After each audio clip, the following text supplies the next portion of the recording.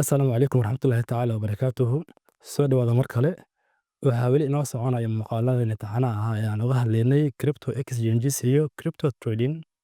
Sessionkeena maanta waxaan uga hadli doonaa copy trading in Binance platform. Haddaba sidee buu u shaqeeyaa copy trade-ka? Sideen u copy gareyn karaa qof kale trade-kiisa? Ma leeyahay riski ama khasaaro ka dhasha copy trade-kaas? Waxaan kaloo baran doonaa muuqaalkeena maanta ka hor inta aanan ku xiran traderka ama inta aanan koobiyeyni ka hor ma ogaan karaa oo ma taraagareyn karaa historyga ama dhaqdhaqaaqa uu sameeyey qofka isaga ah si aan u hubiyo inuu ii samayn karo faa'iido iyo in kale. Waxaynu ku baran doonaa dhammaan macluumaadkaas ku saabsan copy trading in Binance platform. Haddaba sidee buu u shaqeeyaa copy trade-ka? Copy trade-ku wuxuu kuu ogolaanayaa inaad copy garaysato oo aad follow dhahdo expert traderska ama dadka khibradda u leh suuqa kan tradeada ay ka furayaan akoonkooda in adna aad copy garaysato aad follow aad dhahdo uma baahna khibrad ah keli waxay rabtaa two simple steps aad ku follow garayn karto. Adigu waxaa laga rabaa keliya inaad akoonkooda aad ku aad deposit garaysato lacag, then you copy and follow. Kadib systemka ayaa si automatically u furi doona trade-ka uga furi doono akoonkaadan. Markii aan joogno in copy trading, traderadu waxay u kala baxayaan laba nooc. Mid waxaa la yiraahdaa lead trader, midna waxaa la yiraahdaa copy trader. Lead traderku waa midka bixinaya ama ogolaanaya in la copy gareeyo. Waxaa kaloo loo yaqaanaa strategy provider. Waa qofka markaas isaga ah khabiirka suuqa falanqeynaya traderkana qaadanaya. Adna waxaad noqon doontaa copy trader. Qofka markaa copy-yeynaya ama follow gareynaya qofka expertiga trade-kiisa. Haddaba nidaamkan marka ee copy trade-ka ma leeyahay wax khasaara ah ee lala xiriirin karaa? Yes. Haddii traderka aad copy garaysay ama aad raacday uu noqdo mid unsuccessful ah ama loss uu galo, waxay ka dhigan tahay adna waad khasaari doontaa maadaama akoonkaada uu ku xiran yahay ama copy uu ka yahay akoonkiisa. Markaan qole uu ku xiran yahay maahan in akoonkaada aad ku wareejisay ama uu hayo furihii ama keygii wuxuu haystaa akoonkiisa lacag baa ugu jirto adna waxaad haysataa kaaga. Systemka Binance ayaa isku keen xiraya oo wuxuu idiin sameynayaa connection isku keen xiraya. Even wuxuu kaa jaran doonaa video service ah oo 10% oo profit share ah. Inta uu soo saaro profit ah wuxuu ku leeyahay leadka 10% iyo 10% oo kaaga go'i doonto service fee ee uu qaadan doono Binance. Adigu marka akoonkaada adiga ayaa mas'uul ka ah waxaad ku haysataa gacanta. Leadka wuxuu awoodi karaa keliya inuu furo trade-ka. Sidoo kale hadduu uu xiro ama uu close gareeyo wuu kaa xirmayaa. Laakiin haddii in case aad dareento in trade-kan uu yahay mid khasaaro ku socdo, si manually ah waad iska xiri kartaa. Waxaad dhihi kartaa midkan iga xir because wuxuu igu wadaa khasaaro. Waad awoodi kartaa. Ka hor marka inta aanan dooranin ama aan raacin lead traderka waxaa jirta parameters laga fiiriyo oo aynu baran doonaa laga controlo ama laga hubiyo qofka kan ma yahay midkii ugu habboonaa waad taraagareynaysaa muxuu soo saaraya profitkiisa muxuu yahay muxuu faa'iideyn karaa. Marka all that information marka aad ka ogaato kadib waad raacaysaa. Even Binance sidiisa waa meel transparent ay ka jirto. Ma jirto wax la qarinayo. Qofka waxaa la ogaanaya traderka ah ama leadka ah dhammaan waxa uu sameeyey. Qofka leadka waxaa la ogaanayaa dhammaan waxyaabaha uu sameeyey haddii ay aan lahayd maximum drawdown uu sameeyey ROI uu sameeyey all that waxaan arki doonaa ayagoo in detail ah. Si marka aad isaga hubiso even Binance ama qaybta copy trading waxay leedahay qayb loo yaqaano mock trading. Mock trading-ku waa lacag virtual ah ama waxyaabaha aan u naqaano demo account ah. Waa lacag uu bixinaya Binance waa 10,000. Waxa marka aad ku hubinaysaa markii aad baarta kadib traderkan inuu faa'iido sameynayo in kale muddo isbuuc oo kale ayaad waxaad ku xiraysaa lacagta mooga ah ama lacagta deemada ah ee adigu markaa shaqo aadan ku lahayn. Haddii moogta uu khasaariyo maaha lacagtaada. Haddii uu faa'iideeyana adigu shaqo kuma lihid. Laakiin kaliya waxay kaa caawinaysaa inaad ku hubiso traderka ma yahay kii adigu aad rabtay. Ugu dambeyn waxyaabaha aad ka faa'iidi karto copy trade-ka waxay tahay haddii aad tahay marka newbie ama novice qof ku cusub suuqa waxaad marka heli kartaa experience ayaad ka heli kartaa dadka markaas traderska ah. Waxaad arki kartaa sida ay u taxliilinayaan suuqa, go'aanada ay qaadanayaan, waqtiga ay furayaan oo kale. All dad marka waxay ku noqonaysaa marka adigu experience. Sidoo kale waxaad access aad u leedahay awood adigoo bilow ah aad aqoon trade-kii inaad ku trade gareyso crypto adigoo markaas dhex maraya copy trading. Okay, waxaan marka hadda aan gudagalaynaa sidaan ku samayn lahayn practically copy trade-ka. Waxaan marka aad soo log gareysay your Binance account. Waxaad markaas fiirinaysaa Binance features-ka xagga kore. Arrows kore trade-ka click ku sii. Kadib waxaa ku muuqanaya dhammaan orders kala duwan spot trading boards. Hadda waxaan ku soconaa kaliya inaan aragno copy trading. Okay, waxaa ku furmaya now copy trading ayaa ku furmaya. Marka waxaanu baran doonaa today dhammaan macluumaadka la xiriira copy trade-ka. Markaad furato copy trade waxaa ku furmay this page kan. waxaan isku dayi doonaa in dhammaan aanu sharaxno wax walba kaaga muuqanay halka kan. Qaybta kore waxaad arkaysaa waa futures, halkan waa spot. Inaad yani aad ku trade gareyso future ama inaad ku trade gareyso spot adoo isticmaala copy trading. Marka maadaama aan dad bilow ah waxaa marka habboon inaan qaadano sportka waayo futureska inta badan wuxuu involve gareeyaa contracts. So marka waxaa dhacaysa high leverage inuu halka uu ka dhaco. Marka waxaan la habboon inaan qaadano sportka. Okay, marka waxaan dooranaynaa sport. Markaanu qaadano sport waxaan imaanaya halka hoose aan soo adeynaa. Haddii aad rabto trade kuu furan aad fiiriso hadda waxaad fiirin doontaa overview. Waxaad arki doontaa dhammaan trade aad qaadatay ama aad copy gareysatay. Okay. Copy traders waxay leeyihiin marka laba nooc. qayb loo yaqaano public portfolios iyo qayb loo yaqaano private portfolios. qaybta publicada marka yani waxay u furan tahay ama copy gareyn kara any trader walba soo gala yani uu copy yani trader walba soo gala qaybta public portfolio uu copy gareyn karaa.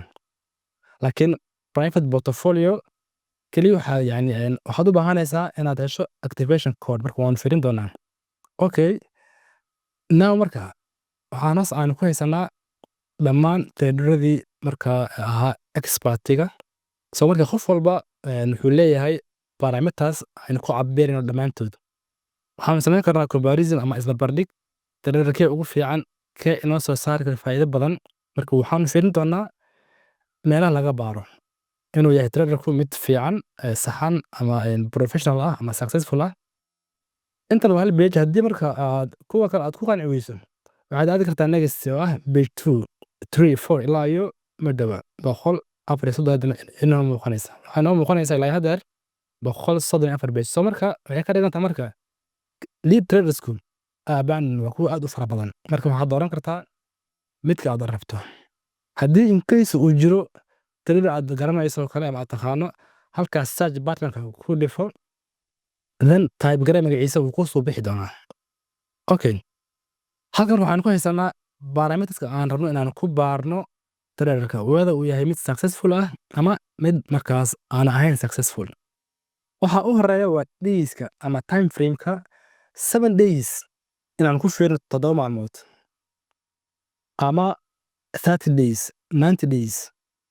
yani waxa marka habboon inaan fiirino 30 days inaan ku baarno. haddii marka aan 7 days waxaa laga yaabaa traderka kan in hal isbuuc yani ay saacido oo kale laakiin isbuucyadii hore uu ahaa trader markaas khasaar badan keenayay. ama waxaa dhacayso inuu 3 isbuuc la soo dhaafay inuu faa'iideeyay laakiin last week uu khasaaro u galay. marka judgment lagu samayn karo sax ah.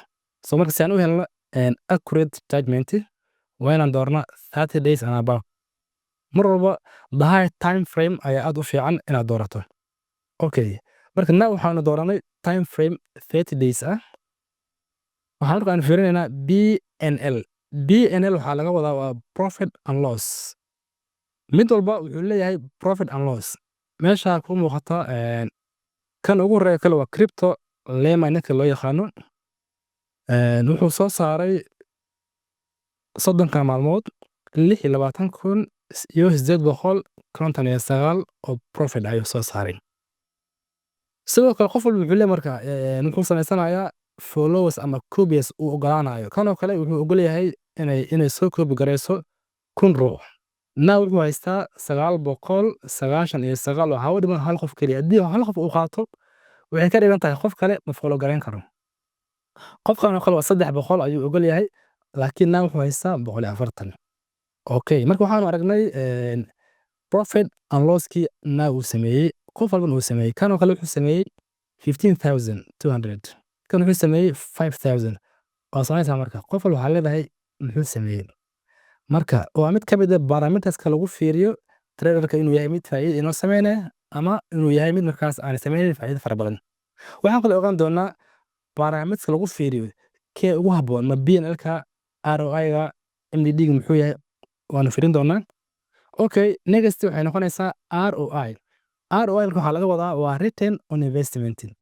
qofka kan maalgelintii uu hayay yani muxuu ku soo celiyey return ahaan percentage marka loo xisaabinaya boqolkiiba imisa ayuu soo celiyey halkaas marka fiiri waxaa ku qoran ROI waa return on investment wuxuu soo celiyey 5.31% kanna muxuu soo celiyey 6.26 marka saa u soco kan wuxuu soo celiyey I hope 101 soo marka waa soconaysaa marka ilaa aad ka aragto midkii kugu habboonaa oo return on investment waxaa kaloo ku xiga waxaa loo yaqaano MDD waa maximum drawdown traderkan yani maximum muddadan bisha ama this 30 days maxay tahay marka drawdown uu ku soo akoonka hantidii uu hayay boqolkiiba imisa ayuu hoos u dhigay fiiri marka 30 days this trader boqolkiiba 21 ayuu hoos u dhigay oo ayuu MDD ayuu sameeyey waa yani tira aad u weyn looma baahna kana muxuu sameeyey 1.64 yes 1.64 keliya kan waa 42 so marka the best wuxuu noqonayaa inaad hesho mid drawdownkiisu uu yahay 0 waad baari kartaa drawdown mid 0 ah hoos u soco still drawdown oo 0 ah waa inaad heshaa haddii aad ka weyso kale furo negative waxaa leedahay negative haddii in case aad weyso waxaa yani aad qaadan kartaa kan ugu soo yar okay yet hayno MDD oo 0 ah soo marka waxaan qaadan karnaa the least kan ugu yar marka MDD-ga sameeyey ama maximum drawdown-ka ugu yar ay sameeyey wuxuu noqonayaa kii haddii aanu soo dhaafno kale soo marka let's back aynu laabano kii hore hadda ma hayna time laakiin adigu waxaad samayn kartaa waad baari kartaa waa laga yaabaa inaad hesho qof MDD-giisu uu yahay 0 so marka that's the best alright yes feel this one MDD-giisu wuxuu yahay waa 0.47 oo kale inta aan soo aragnay kan ayaa ugu roon MDD-ga haddii aanu sii raadin waxaa marka laga yaabaa inaad hesho mid 0 ah okay marka waanu garanay MDD waxaan ku sheegnay waa maximum drawdown okay AUM waxaad ka fiirinaysaa qofka AUM-kiisa AUM waxaa laga wadaa waa assets under management qofkan lead traderka ah yani inta hanti uu maareynayo waxa asaga uu leeyahay capitalkiisa ah lagu daray capitalka dadka isaga koobi gareynayo markii la isku daro total amount-iga ayaa la yiraahdaa marka imisa ayuu yahay qofka kan wuxuu hayaa marka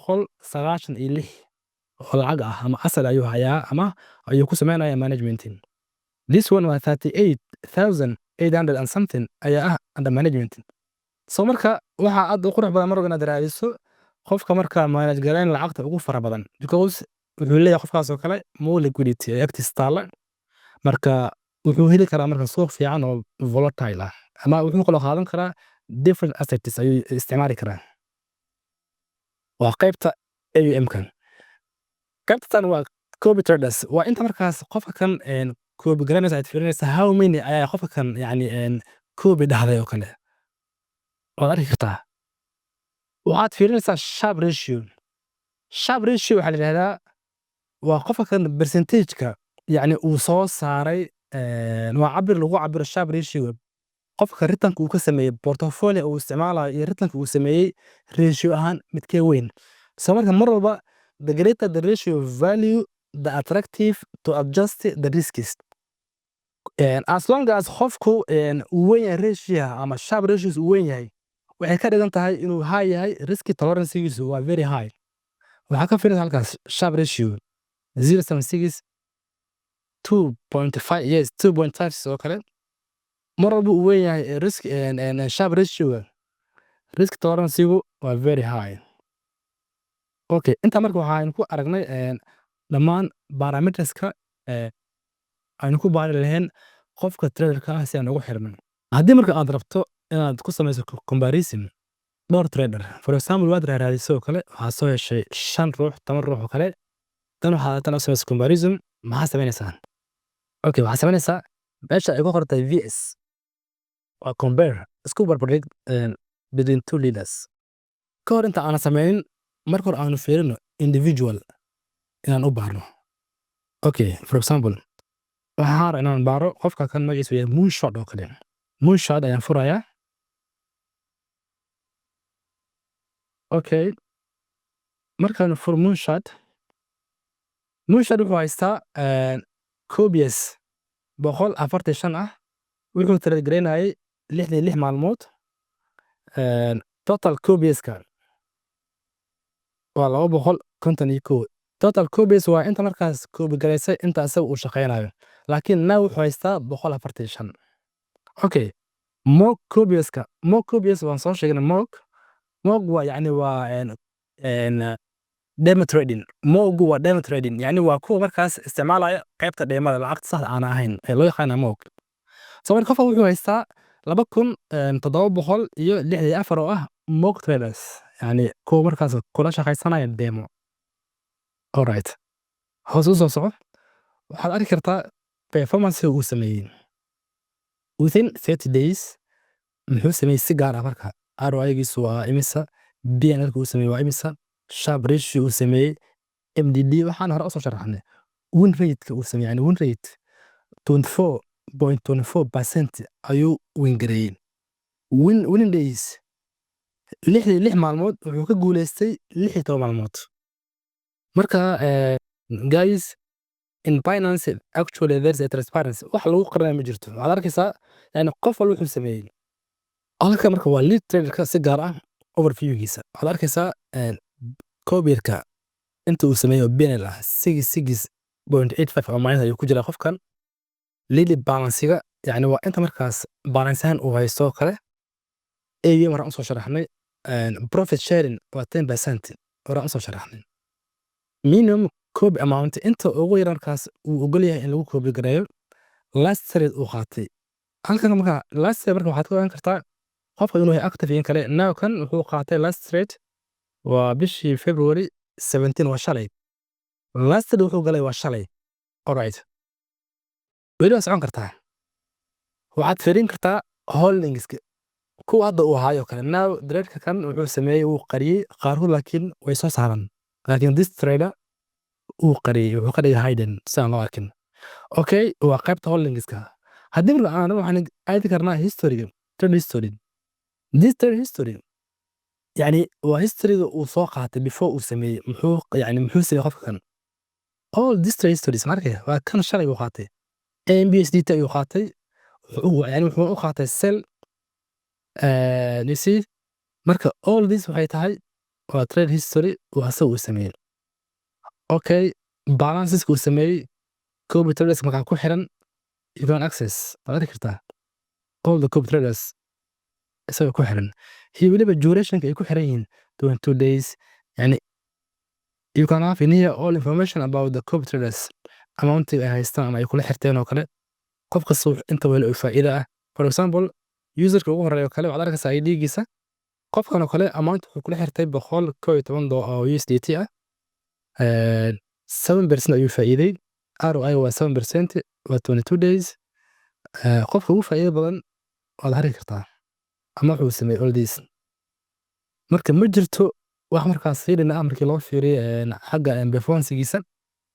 marka there is a transparency enough aan ku ogaan karnaa in traderku yahay mid inoo sameynaya faa'iidooyin kale. Okay, let's back. Waynu ka laabanay. Haddii marka aan rabo inaan waxaan samayn karnaa comparison between multiple traders aan ku sameyno comparison. Hadda waxaan fiirinaynay si loo markaas evaluate gareeyo one trader. Laakiin waxaan samayn karnaa inaan qiimeyno ama assess gareyno different ama multiple traders anagoo markaas sameynayno comparison. Then click see VS.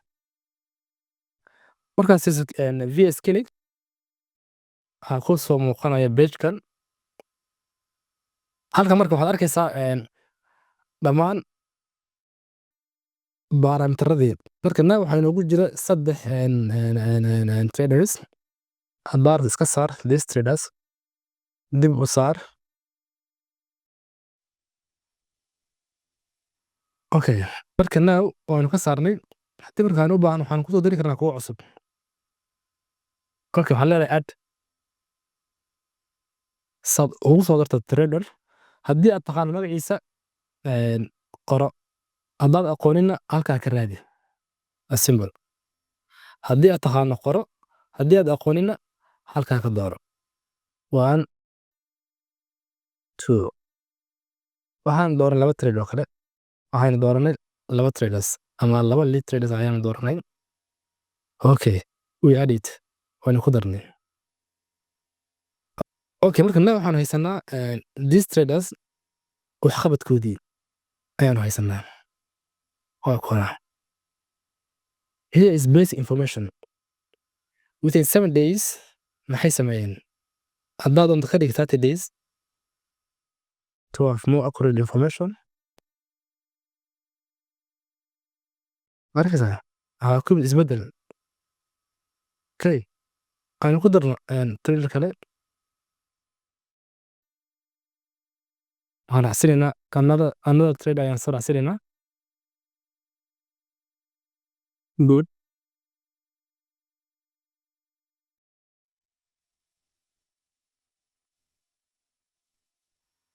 Okay, we have another trade ayaan ku soo darnay. Okay, so marka waxaad arkaysaa ROI ay sameeyeen saddexdoodaba si respectively ah. Kan ugu horeeya muxuu haystaa kan ku xiga ilaa intii aan soo sheegnay. Okay, this is how you can make an comparison between 2 and above of traders in one time. Okay, so marka for now waxaanu fiirinaa qaybaha kale. Haddii marka aad rabto in these traders magacyadooda aad aqooni karin, marka waxaad samayn kartaa inaad dhigato meel ku gaar ah ama meel loo yaqaano favorites. In favorites marka waxaad dhiganaysaa traderada aad soo ogaatay inay kuwa faa'iido badan sameynayo kale. Then waxaad leedahay my favorites. Halka ay furanaysaa I have my favorites. Anada waxaan leeyahay hal my favorites. So marka haddii aad rabto inaad sameysto my favorites waxaad ku laabanaysaa public portfolio. Then midkaas aad leedahay wuu fiican yahay. Waxaad kilik siinaysaa star ama xidigta. Qofkaad waxay leedahay kale AI trade. AI trade haddii aan doorto aan xidigta aan kilik siiyo added to favorite. Wuxuu igu daray qaybteeda favorite-ka ahaa.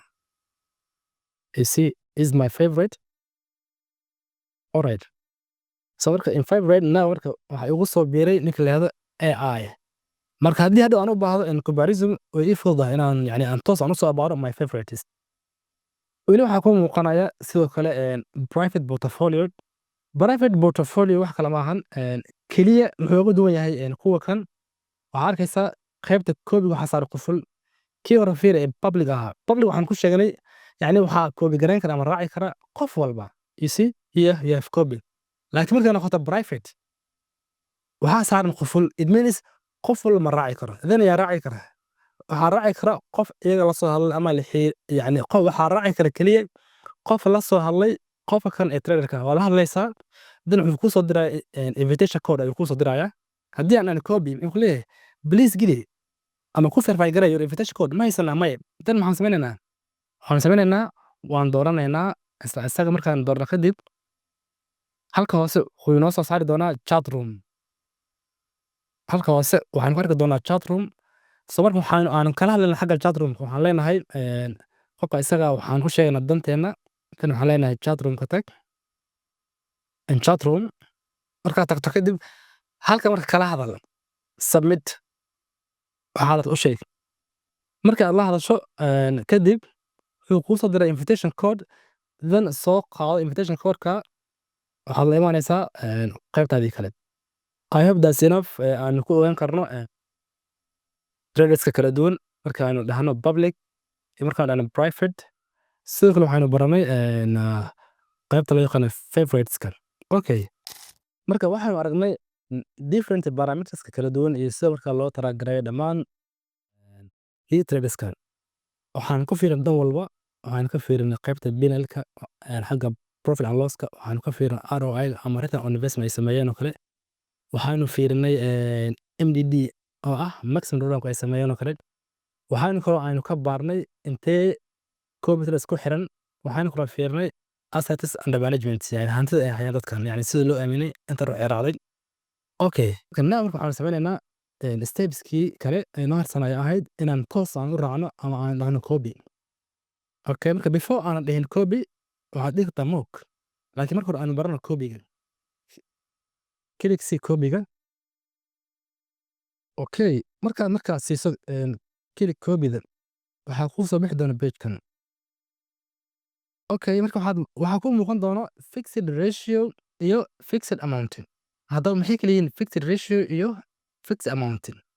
before marka aadan raacin traderka ama aadan copy gareynin, adiga ayaa mas'uulka ah inaad marka aad setup aad ku samaysato strategy aad rabto. ma waxaad rabtaa fixed ratio mise waxaad rabtaa fixed amount?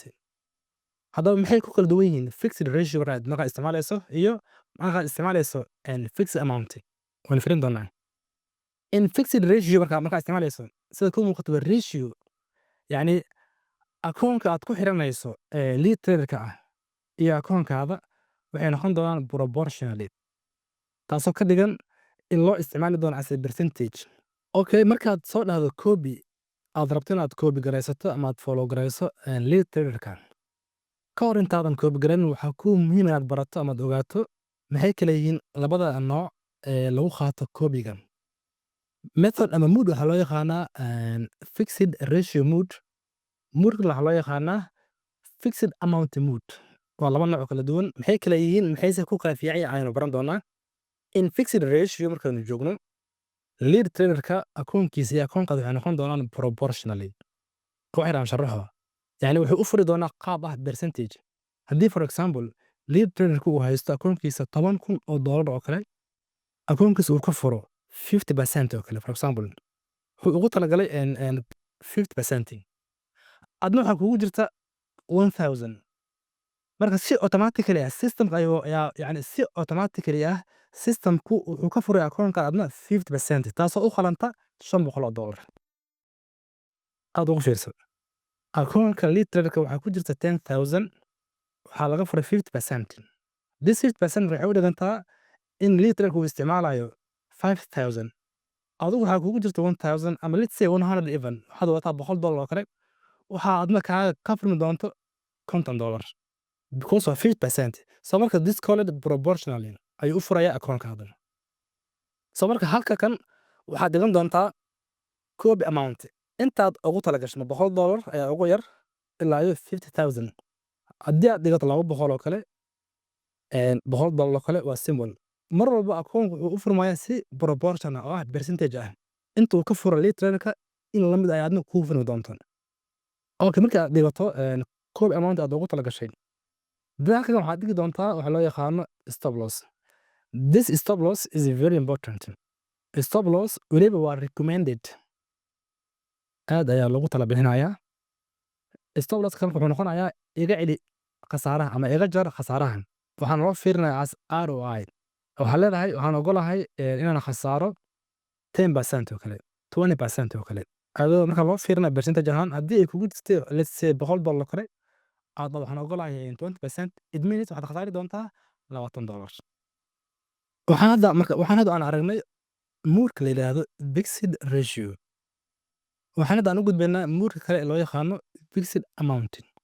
In fixed amount waxaad samayn kartaa inaad go'aamiso cost per trade, yani trade walba uu qaadanayo yani trade walba uu qaadanayo leaderka aduu maxaad uga sheegay waxa ugu yar cost per trade waa $10.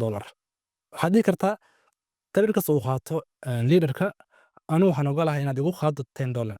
marka that means haddii marka aad halka kan aad dhahdo waxaan ogolahay $10 per trade haddii aad dhahdo marka dan waxaa laga rabaa code amount imisa ogashahay marka let's say waxaad ogashahay oo kale ama dhigatay $80 oo kale $80 each order aad yani aad ogashahay $10 waxay ka dhigan tahay inaad qaadan doonto only 8 trades. After 8 trades systemku ma ogolaan doono inaad yani aad ka qayb qaadato copy tradingka.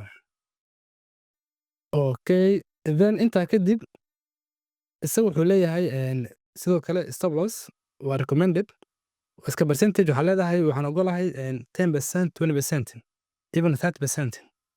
marka that's how we can adjust our mood whether we want a fixed ratio or a fixed amount. then must waa inaad taabataa qaybta hoose oo aad confirm garaysaa I have confirmed profit sharing I have read and I agree waana dhahdaa I have read and agree kida ayuu ku ogolanaya koobiga.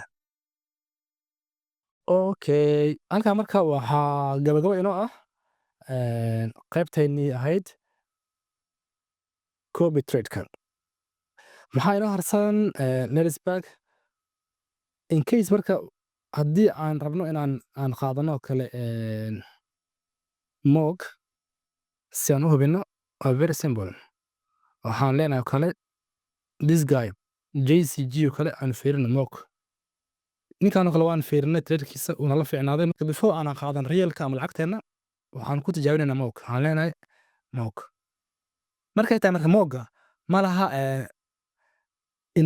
ma laha mood kala duwanaayo ma waxaa rabtaa fixed ratio ma waxaa rabtaa waxa yani ma jirto si toos ayuu u qaadanayaa we are doing the moog you see so marka hore waxaan u haysanay moog kale haddii aan dhahno back si aan usoo aragno wixii aan sameynay ama waxyaaba inoo furan all the positions we have in order to see waxaanu aadaynaa overview. haddii aanu aadno overview waxaan arkaynaa dhammaan traderada aan qaadanay ama tradeska uu inoo qaaday systemka uu inoo copy gareeyey waxaan ku arki karnaa qaybta overviewga laakiin hubi inaad dooratay sportka. haddii aad dooratay future ma arki doontiis because waxaad ku jirtaa qayb kale. okay, then click see overview waxaan soo arki doonaa moogii aan sameynay now iyo qofkii aan raacnay. okay, here look here you have here 3 mock traders or 3 mock trading ayaan haysanaa 3 mock copy trading waa kuwana maxay sameeyeen kan haddaan soo furnay net copy aan haysano net amount waa 10 to 10,000 waxaanu dooranay kuwa kala duwan Ismail Salihi iyo Crypto Master waxaan halkaan fiiriyaa faa'iido inoo wada kan haddaan furnay kan toona khasaaro ugu wadaa mid fiican maahan yes better kan wuxuu inoo wadaa 33 so markaad soo tijaabiso kadib then symbol you come and follow haddii aad rabtana iska joojiso mooga symbol stop samayn kartaa sidoo kale copy trading ee laftirkiisu reelka ah oo kale waa samayn kartaa stop copying stop copying haddaa dhahdo stop copying yani wuxuu leeyahay ma hubtaa inaad joojinayso oo yani aad yes you confirm then uu kaa joojinaya marka portfolio closed so marka waa simple steps sida aad u samayn lahayd copyga. waxaan markaan rajeynayaa casharkan inuu idin noqon doono useful maadaama aan ku baranay qaybaha kala duwanaa copy trading iyo sida loo doorto traderka looga fiiriyo parameterska sida loogu xirto sida la isaga hubiyo sida loo tijaabiyo moog loogu tijaabiyo all the information you need. I hope this will be helpful for you. marka I hope this will be useful la socda casharada kale. Thank you very much.